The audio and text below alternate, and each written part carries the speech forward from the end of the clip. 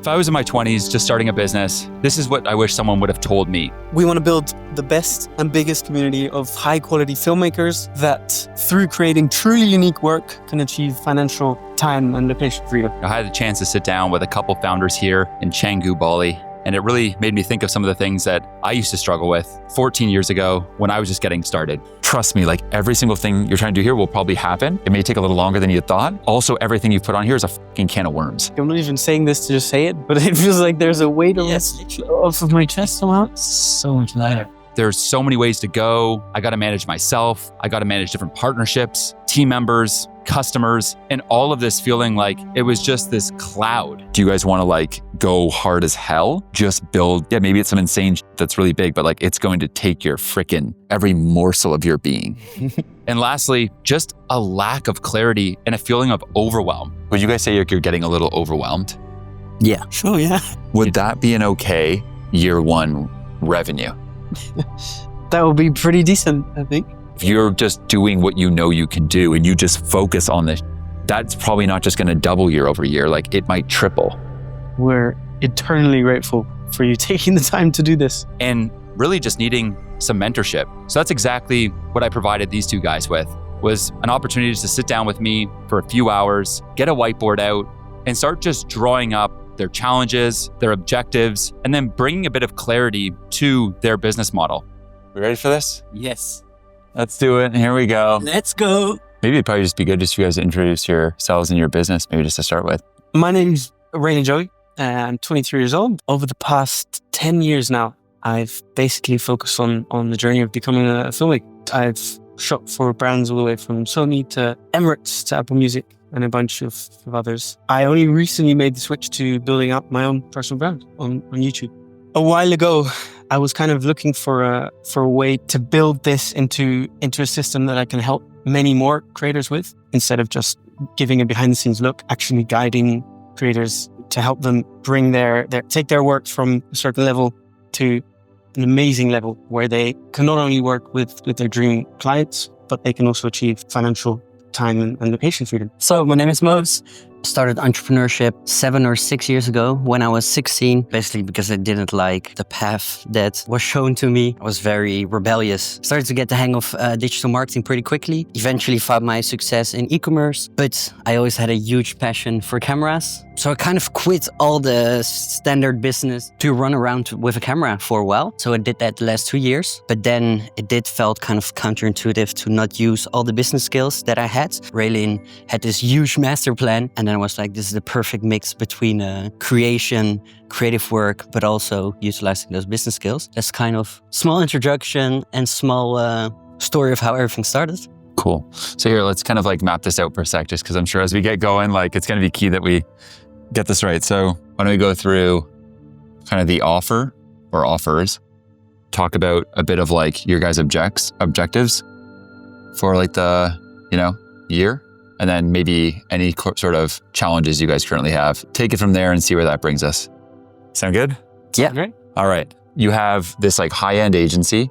You want to just speak to it for a sec, because I think it's really impressive, some of the brands you guys have worked with. About 3 years ago, I signed with an agency, like a bigger advertising agency in the Netherlands. I did a bunch of productions with them together, which were quite big productions. The money that they were spending on these productions was so not proportional to the output that they were creating. They were just wasting money on enormous teams. And I did that for about a year with them, and then decided, okay, I really don't want to be a part of this. From that moment on, I started doing things by myself. And actually, that's also the point where I started attracting these higher end clients, because the unique selling point that I could offer was, okay, I can produce a commercial for a high end brand that they would normally have to pay hundreds of thousands of dollars for. I can produce that in a faster, more efficient way that's also cheaper. So that was kind of the initial value offering. And I ended up doing productions for Ferrari. We did one for Emirates last year, Apple Music. We will make a course/case study for every production, and you will have one for like pre-planning and pitching. Then you have one module for editing. Then you have one module, you have all these different modules. And at first we wanted to sell those modules separately, But then you were like, it's way too complicated. Like you're gonna have all these little offers, and yes, just not going to be efficient and simplistic in this way. Kind of started to rethink the initial core offering. Hence, we've arrived here. Where we've now decided to focus on a mid-tier product, basically. One offer that will give people access to the behind-the-scenes material, to the 5 modules per case study that we plan to do. They can purchase access to that for a certain amount of months. Yep. Plus, they get access to the community, where we do weekly calls and we give feedback. What do you guys call it? Club. We call it Outline Club. Outline Club? Yes, that's the community part. And like you get access to the club when you buy the course. I guess we have the high-end agency, and then the second thing is Outline Club, right? Yeah. The main other offering is, of course, that we plan to take these community members, we plan to take them with us on the productions. Because that's kind of the main thing that most of these courses in the filmmaking space are missing, is that real-world experience on set. And then another thing that we're still thinking about is like a chance to work with the agency. But then this is like a huge thing we're still tripping over, is like how much time are we going to spend in the agency and like attracting different types of clients versus just focusing on doing the major productions and focusing on the info products. So that's definitely something we're still... Cool. So how would you characterize that like challenge? Focus. It feels like there are already so many routes we take. There are already a lot of moving parts with the agency, then with creating the whole behind the scenes videos on the YouTube channel, then creating the case studies of the productions, you know? It's a lot of work, and it keeps us up at night figuring out like where should the focus really be. What do you feel like is like the real challenge for you there? Is choosing the right path for this business right now. We feel like we've got proof of concept, because I've been doing this for a while. We've got an audience that wants to consume the content. Considering all of the value that we want to provide and also the connections that we have, we're not sure which actionable path we should take. You know, I had to be told 14 years ago that the specific business that these guys are trying to create, it kind of does feel like you're spinning 3 plates. It's not all that crazy if you feel a bit overwhelmed at first. You know, these plates are natural, right? We all deal with them no matter what business model we're creating. There's always a bit of chaos. You know, my belief is that if you're not careful and if you're not systemizing your business, they by nature will default to entropy, to chaos. Things like mentors, guidance, support, and systems are the anecdotes to that entropy. Would you guys say you're getting a little overwhelmed? Yeah. Sure, yeah. Absolutely. Because that's kind of what this kind of points to, in a way, right? Like you're just trying to like choose, like we go this way, this way, this way. We want to offer, what's the price? How does this fit with the brand? How do we not isolate these people? It's just a lot of stuff. And at some points it's like, I just want to know, what do we want to do? And then let's rip it, you know, versus these like existential sort of things. And I'm not saying it's all, you know, you've got a lot figured out, but there's also an aspect where there is some rather big questions here, right? Yeah, and there are like 1,000 things to do. So how do we figure out which to do we give priority, you know? Yeah. These businesses, when you're starting them at your stage, it is like spinning plates. So there's an element where you just got to accept it's going to be a good amount of work.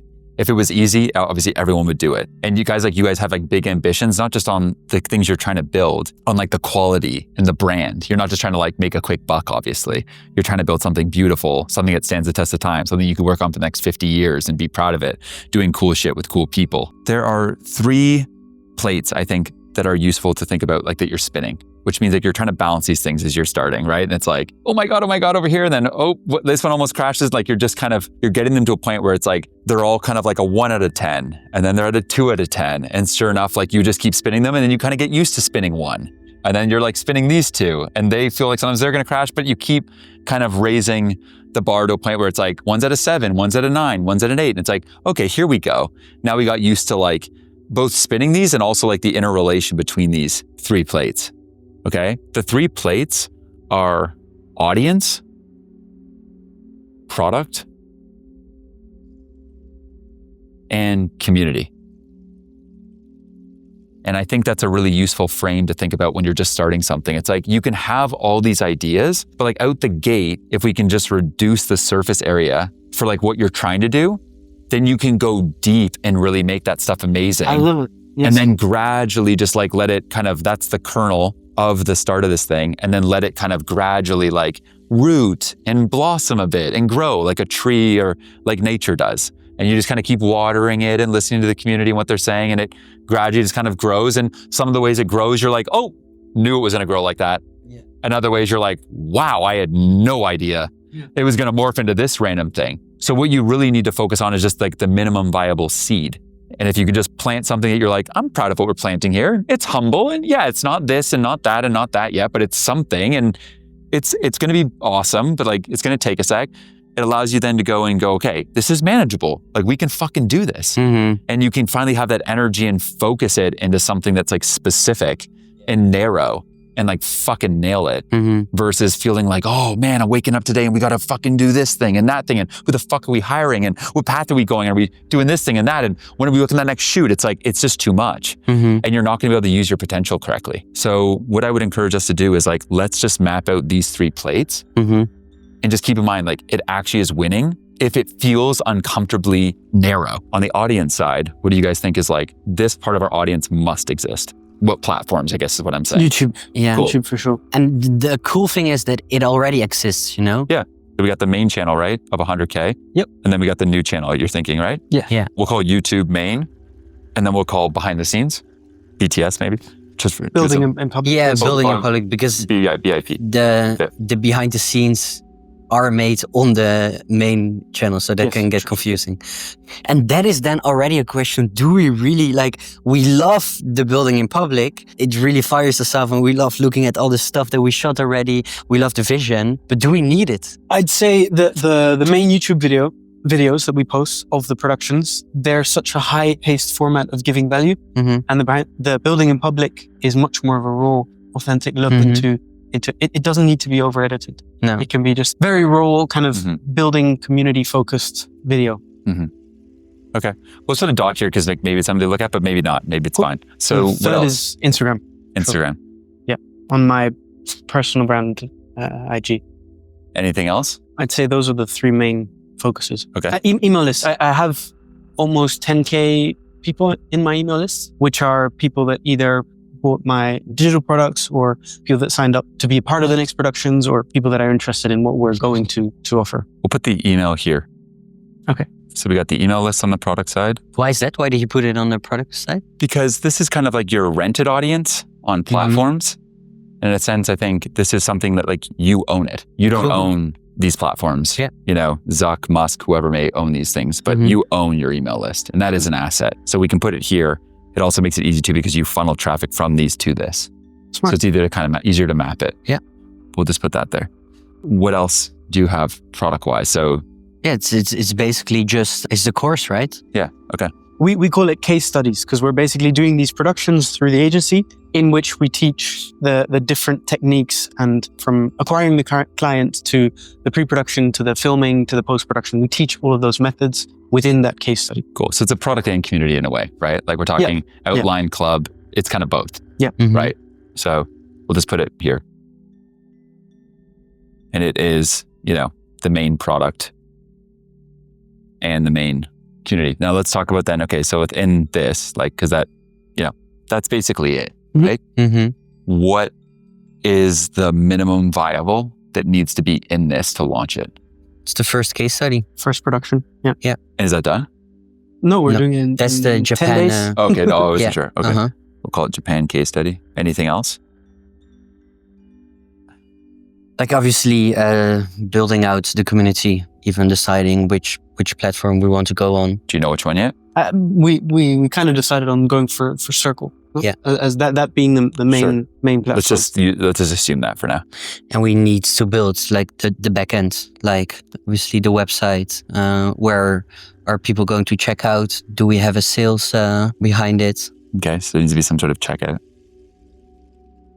And then what's the weekly group coaching? That's with you? Initially with me, yes. And as soon as it scales to a bigger community, we have a bunch of connections in the filmmaking space. So we would invite guest speakers to host those sessions for a month or divide the workload that way.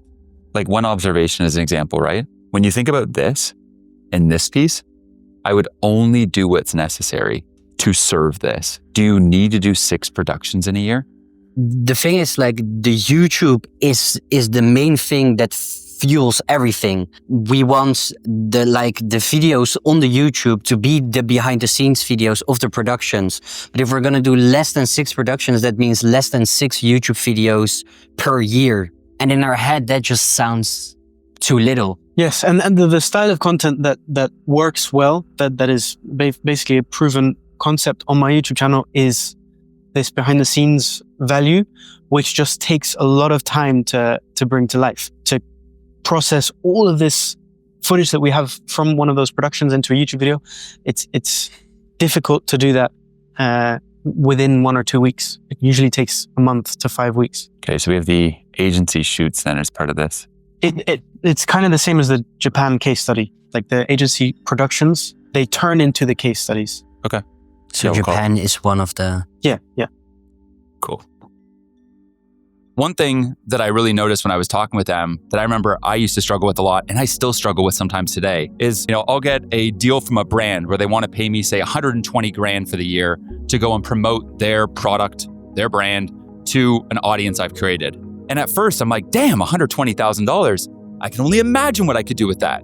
But when I go and I sit and reflect, maybe go for a cold bath or a sauna, I think there's an opportunity cost to that. There's an opportunity cost between investing my energy into that brand versus actually building my own brand. And oftentimes it's tricky as humans, as founders, to contextualize that opportunity cost. We see a big ticket, a big 120K deal, and we instantly just want to grasp at it, right? And think about, okay, how could I maybe push this aside, maybe make this more efficient in my business, and then just double down on this new shiny toy I see. But little do we know that each time we do that, we slowly sacrifice our dreams, sacrifice our own progress in the hopes of satisfying someone else's dream. And my belief is that more often than not, it's a mistake. One core lesson that I gave to these gentlemen that I have to remind myself of daily, and it's a constant struggle, is default to no. One thing that we are still thinking about is like that whole personal branding offer. And like we have a client now that is ready to pay us like a serious retainer,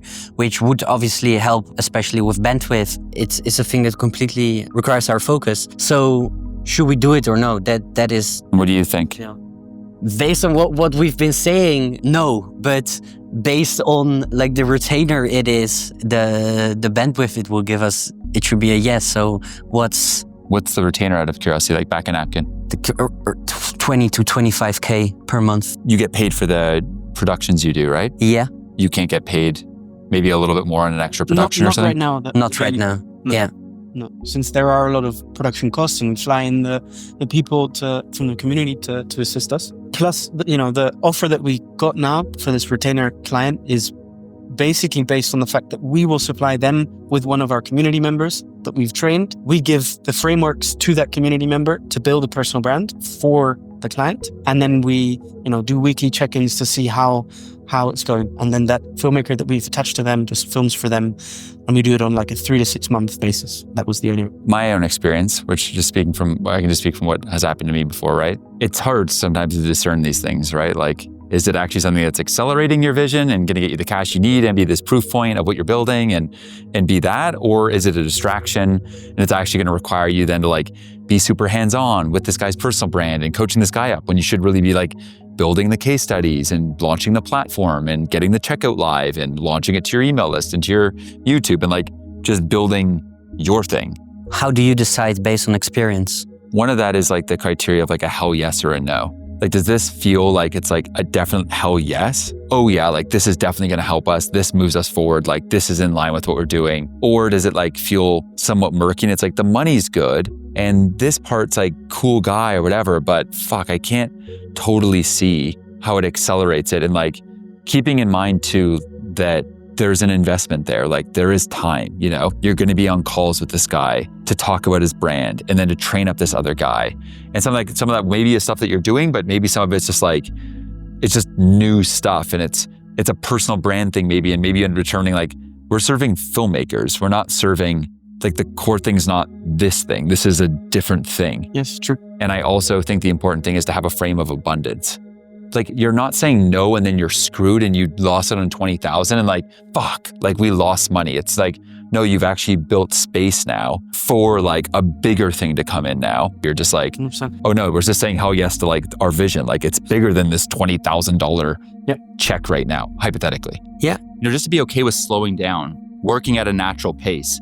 And the key thing is saying no more often, saying no to new opportunities, saying no to people that are like, oh, I'll work for you for free. It was funny because in the conversation, I even noticed at the end of it, I kind of said, hey, this is the basket of stuff that I think you should be focused on. This is plenty. If you're trying to actually make this stuff absolutely amazing, it's going to take everything you got and then some. We're talking maybe even like 60, 70-hour weeks at some points because they're looking to launch this thing in like 6 weeks. Even there, you can still see this tendency, this inclination, this bug to basically go say yes, or what about this? Or what if we did that?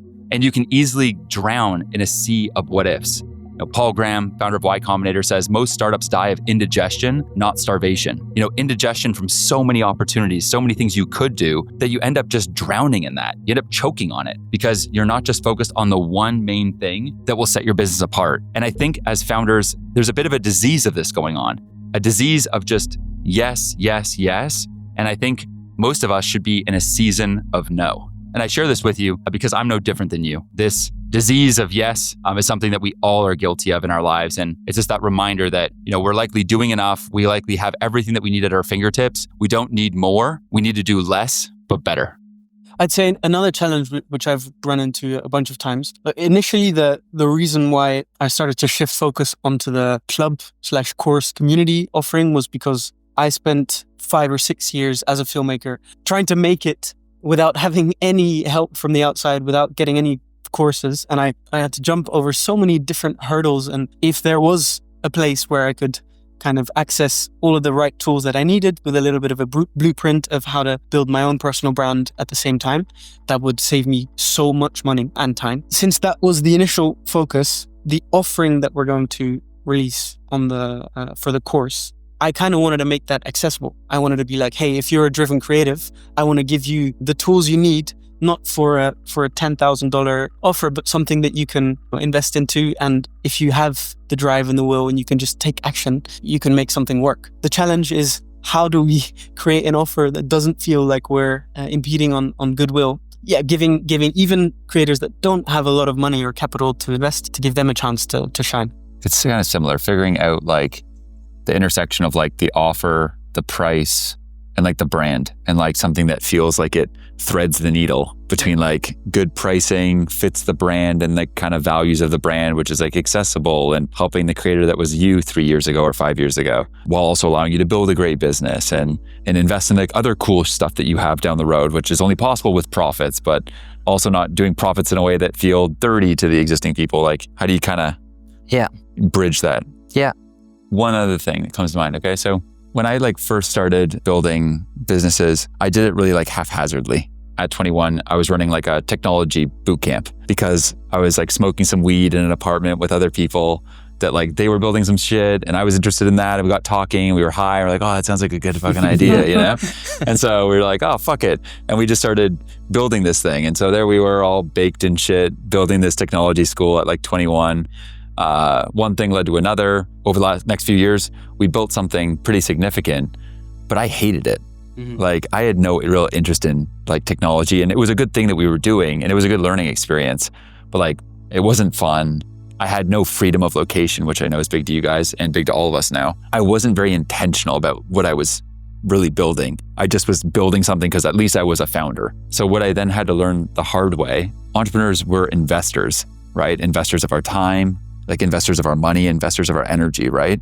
And just like an investor like, say, Warren Buffett has like criteria by which he invests in businesses, right? Those businesses need to be cash flowing.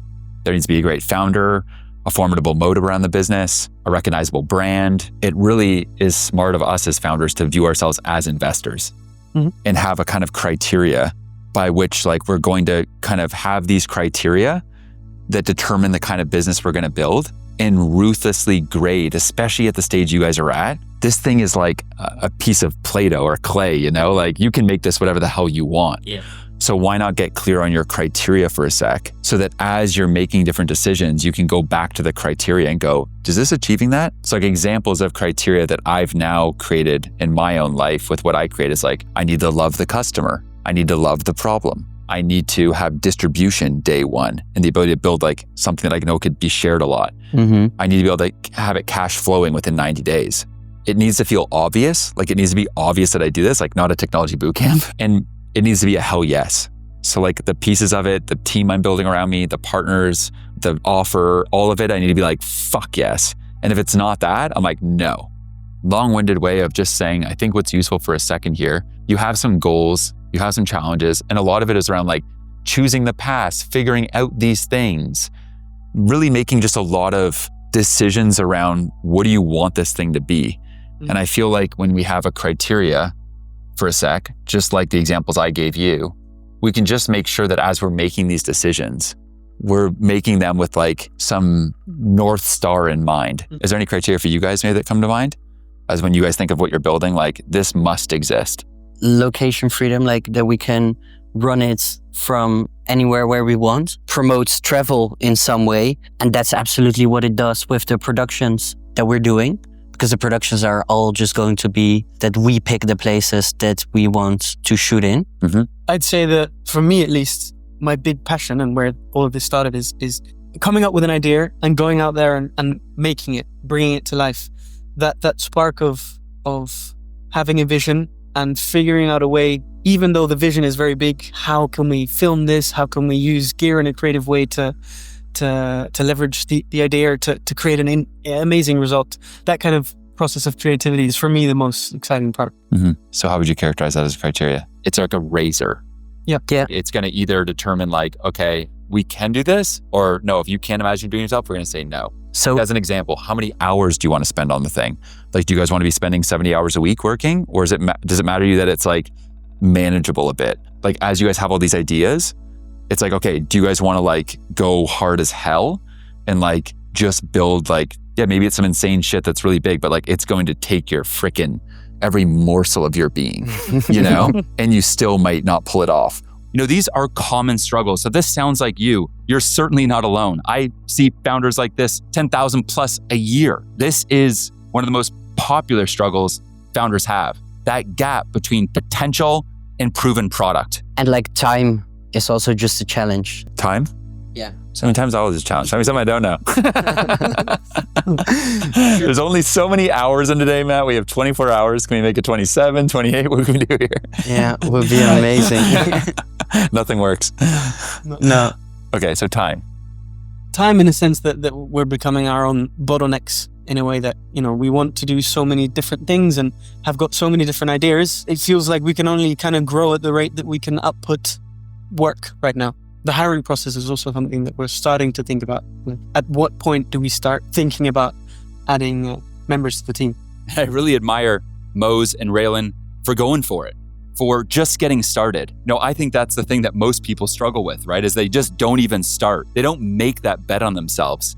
And you got to admire people that take the bull by the horns, you know, take life into their hands and just get after it. Many of you here are still on the fence, and this may be your friendly reminder, just start the damn thing. Whatever way you can, even if it's small, even if it's super embarrassing. Hey, that's how we all started. You know, if you're not embarrassed by your first product, you're doing something wrong. You're probably taking too long to launch it. Well, here's the thing that I think we're all not talking about, okay? So let's get into this part, which is the math. Yeah. Okay. Think about what I just went, right? The kind of determinant whether it is too little or it's too much or it's not enough is like off of that, which is your output. That's your assembly line, let's say. I'm sure I butchered it to some extent, but I'm sure it's like not crazy off. A 12-week cycle, more or less that output. I can do that. Those 4 YouTube videos or those 5 or whatever, like that I can do in that kind of general cycle. The question is, how many leads and customers can that drive to you? And is that in fact not enough? Because maybe it's actually enough, right? Maybe it is all you need for a sec, right? At least year 1. And maybe we don't need to cross this bridge of like, I got to build a team and I got to do this and I got to delegate all that. Like maybe not. Maybe you just need to like do that and you need to just build your area And maybe you're not actually crazy for just sticking to your guns and just sticking to what you know works for a second. So do you guys know how many leads that drives? Yeah, I launched a $100 low ticket product last year with some LUTs, some presets, some other effects, and like a mini 4-hour color grading course. The first YouTube video that I posted about that converted into about 15K profit overnight. The second video I posted about that was about 10K profit overnight. And within 6 months, it's almost done 6 figures. So that at least gives me a little bit of an idea of, okay, in those 6 months, I put out 2 videos about the product. Okay. And we did about 85K USD in profit. So how many of them did you sell back in Napkin? About 900. Okay. So you made it around, let's just say it was 90,000 just for shits and giggles, right? Just to kind of give us some numbers to work with here. Okay. And that was 2 videos. Plus 2 posts on my Instagram. Okay. So 2 YouTube and 2 IG. So let's say, for a second here, just assuming no added talent, you'll get to 6 YouTube. I mean, 10 IG. Sure, 10 IG. With cut downs and... Sure. So what are you guys thinking you're going to sell this thing at? Still also completely... Do we want to use maybe $1,000 for now then? Sure. When you did 2 of these, right, you sold 900. Mm-hmm. Let's just say because of the increased price, but there's a lot more value. You're going to have some insane email list going on around this thing where it's there's a wait list, there's a drip campaign. When they get in, they get all these warm-up emails around the offer. It's super well done. Let's just say, so per 2 videos, you sell 400. So less than half. Yeah. Right? But you're doing 6, so it's 3 times more output. So again, back in Napkin, these numbers are going to be off, but just to assume some things. So $1,000 times 1.2 million. 400. Yeah, you probably already got it. There we go. My guy. All right. Would that be an okay year 1 revenue? That would be pretty decent, I think. I think it would be awesome. I think that would be amazing first year. Especially if you had all the infrastructure and everything built, right? And you've proven these things out and you had the community going and you people were happy and there's still so much upward mobility with this. There's still so many other products you could launch. Yeah, we didn't even raise the price in this. Yeah. And we are going to do this. But this is with 6 YouTube videos.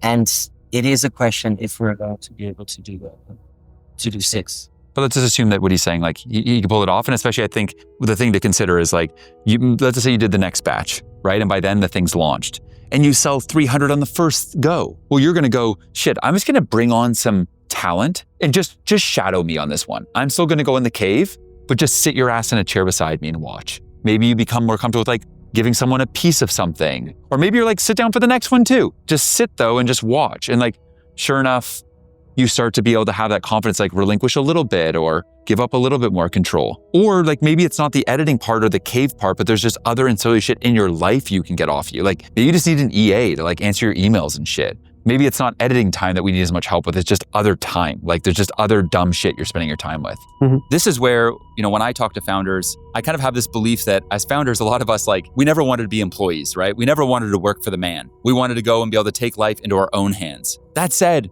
in our own way, we also crave structure. In some senses, we actually kind of need someone to manage us. I know in my own career, without having mentorship, guidance, people around me, advisors, people like the founder of Shopify, number 8, number 20 at Facebook, Ryan Begelman, my executive coach who I meet with every other week, Rich Antonello, the founder of Complex. The list goes on. These are people that have shown me the way when it comes to strategy, hiring, firing, building a team, holding proper meetings, building an audience, creating content, building a brand. The best way to learn is from other people that have been where you're trying to go. This is by far the ultimate shortcut as a founder. But I think so many founders, when it comes to mentorship, when it comes to guidance, either they don't even bother trying to find a mentor, or number 2, maybe they're too arrogant or they just don't know and they don't even give it a shot. Maybe they're too scared to reach out to someone. I can tell you that mentorship, guidance is probably about 80% of my success. And what I try to do here for Raylan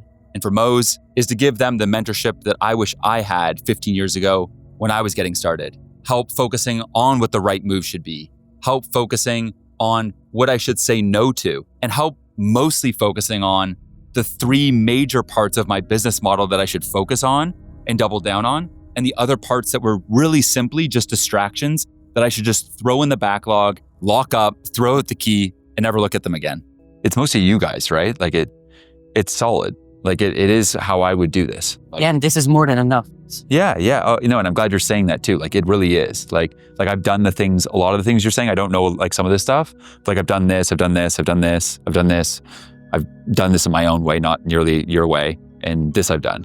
But I do know that if the stuff that, that is crazy creative, if you just can focus on that stuff, and then you have the space and the ownership to focus on this stuff, and you guys can start building trust together and having, say, daily stand-ups where you can start to just get in this, like, it's like a drumbeat of what you're building, every 10 a.m. every day, like you come prepared. It's like, I got done this yesterday. I'm doing this today. I'm blocked on this. This is a creative decision I'm making. I want to do this. What do you think? Hey, wouldn't do that. I like this. Can you send me what they sent you? Cool. I'm gonna review the Figma. I'm gonna review the frame. No, I don't like that. I want this. I want that. I want that. Are we clear? Cool. Agree and commit. Move. Like go and build, you go back to the cave, you go back to launching this kind of shit, building funnel, building the infrastructure, all that, boom, next day, same deal. Would you get done, whatever, and just running these sprints like. I'm not even joking, like I'm not even saying this to just say it, but it feels like there's a weight off of my chest somehow. So much lighter. So I think we have this, like, would you agree, like maybe for like at least like the next few months? Yeah. Right? I do think that the superpower will be you guys saying no and staying focused. That's where I see a lot of people, most people screw up.